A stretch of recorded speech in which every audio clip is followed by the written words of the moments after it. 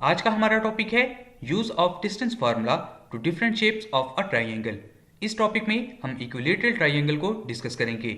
Equilateral triangle की definition के मुताबिक अगर किसी ट्राइंगल की तीनों साइड्स की लेंथ आपस में बराबर हो तो ऐसी ट्राइंगल को इक्विलेटरल ट्राइंगल कहा जाता है। अब हम इस टॉपिक को समझने के लिए एक एग्जाम्पल कंसिडर करते हैं। एग्जाम्पल में हमें 3 पॉइंट्स O, P और Q दिए गए हैं। सबसे पहले हम OP पॉइंट पर डिस्टेंस फार्मूला को अप्लाई करेंगे जिससे हमें ये पॉइंट हासिल होगा।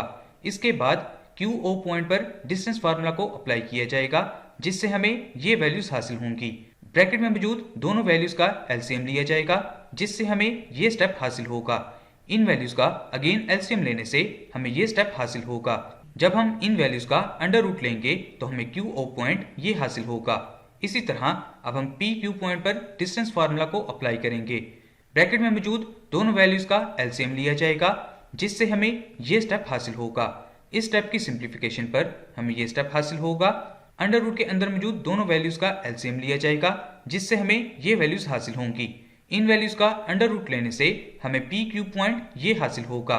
क्योंकि OP, QO, PQ पॉइंट 1/√2 के बराबर हैं और पॉइंट O, P और Q कोलिनियर नहीं है जिसकी वजह से हमें OPQ एक इक्विलेटरल ट्राइंगल हासिल होगी। अब हम इस इक्विलेटरल ट्राइंगल को ग्राफ पेपर पर ड्रॉ करेंगे। O पॉइंट को जब हम ग्राफ पेपर पर ड्रॉ करेंगे तो हमें ये पॉइंट हासिल होगा। Q पॉइंट को ग्राफ पेपर पर ड्रॉ करने से हमें ये पॉइंट हासिल होगा।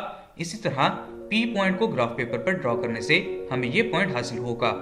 इन तीनों पॉइंट्स को जब हम लाइंस के थ्रू ज्वाइन करेंगे तो हमें एक इक्विलेटरल ट्राइंगल हासिल होगी। So this is the lesson of this session.